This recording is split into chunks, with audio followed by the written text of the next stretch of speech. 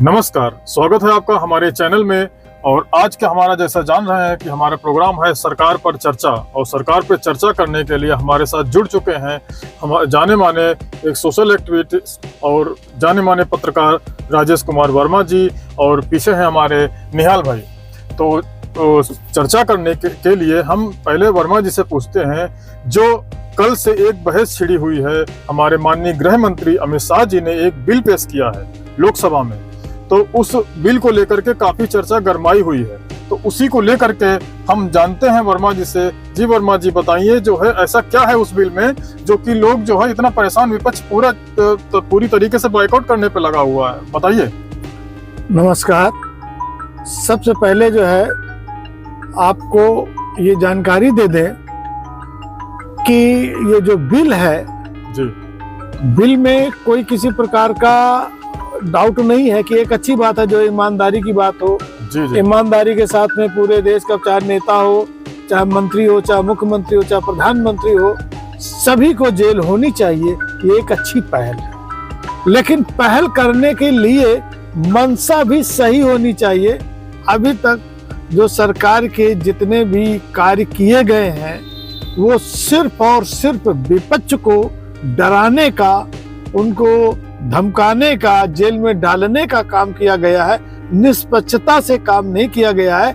इसलिए इस बिल को लेकर के विपक्षी दल जितने भी हैं सब के सब इसको बैकआउट करना चाहते हैं, और यही कारण है कि कोई भी इस कानून को लाइक नहीं करेगा, क्योंकि निष्पक्षता नहीं दिखती।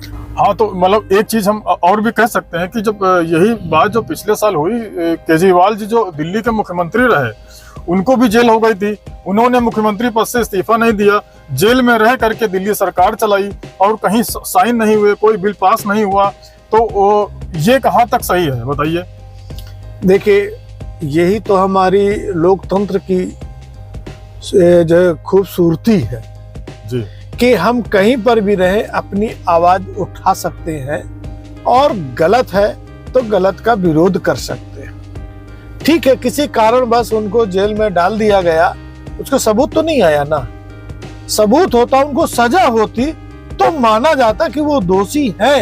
अब किसी के कह देने से, आरोप लगा देने से और उनको जेल में जबरदस्ती ठूट देने से आप उनको जेल में जो कह दे कि रह करके उनको इस्तीफा देना चाहिए, ये गलत बात है। तो यही तो कानून है इसमें का। अगर आप 30 दिन तक जो है जेल में रहे तो आपको इस्तीफा देने पड़ेगा।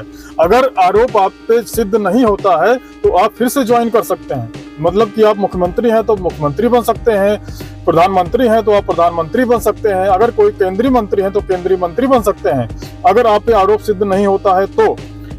अच्छा, ये बतलाइए, अभी जितने भी हमने जो पिछले जेल में रहे हैं, मुकदमे चल रहे हैं, उन मुकदमे में 5 साल, 6 साल, 7 साल, 8 साल से ज्यादा मुकदमा लोग जेल रहे हैं। अब उन मुकदमों को फैसला ही नहीं हो पाएगा तो ज्वाइन क्या करेगा? खाक। तो मतलब आप कैसे कह सकते हैं कि वो जो निर्दोष?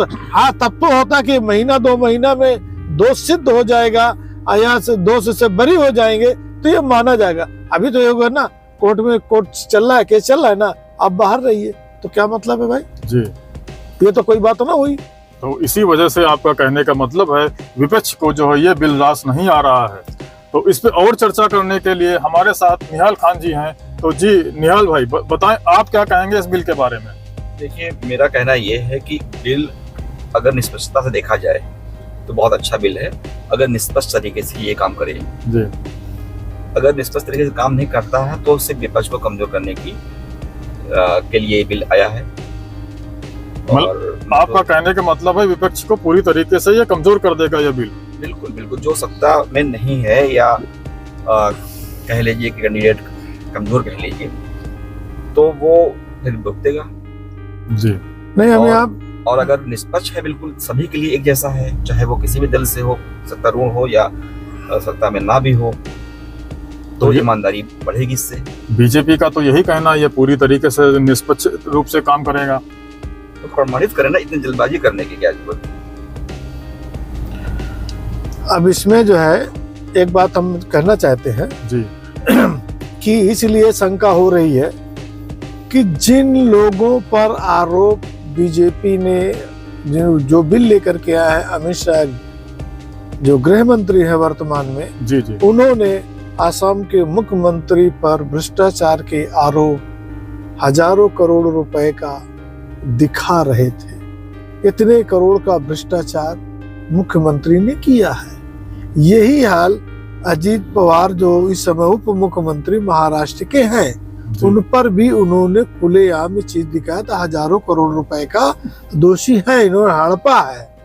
अब इनके पार्टी में चले गए तो वो कैसे जो है दोष मुक्त हो गए, कैसे कह सकते हैं?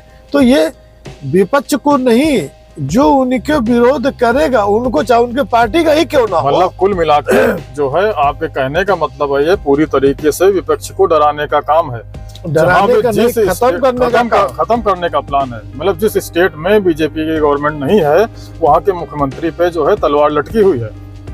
जी हाँ, इसमें कोई शक की गुंजाइश नहीं है, क्योंकि बार बार इस तरह की घटनाएं आती हैं। पंजाब की सरकार जिस समय आम आदमी पार्टी का, उसको बेदखल करने का कोई कसर को नहीं उठा रखी थी। हिमाचल प्रदेश में भी बेदखल करने का भी प्लान बन चुका था। अभी जीता जागता तेलंगाना की भी बात आई थी, हो सकता है कि वहां भी सरकार चली जाए। तो जब हमको खत्म ही करना है किसी न किसी रूप में, तो फिर हो जाएगा। ऐसे कानून आ जाएगा तो और अच्छा पुख्ता साबित हो जाएगा कि भाई ये कानून के हिसाब से काम हो रहा है। कानून अगर अपराधी अपराध कर रहा है, सिर्फ आरोप लगा देने भर से तो अपराधी नहीं हो जाता है, साबित हो जाता है। वो तो फिर जब कानून, अमित शाह जी तो यही कह रहे हैं, जब आरोप सिद्ध होगा तभी जो है आपको सजा मिलेगी। अगर आरोप सिद्ध नहीं होता है तो आप फिर से उसी पद पे आ जाएंगे। नहीं तो फिर जब आरोप सिद्ध हो जाए तब ना कागज इस्तीफा ले, मुख्यमंत्री पद से कागज तो उसको हटाए, उस मंत्री पद से हटाए।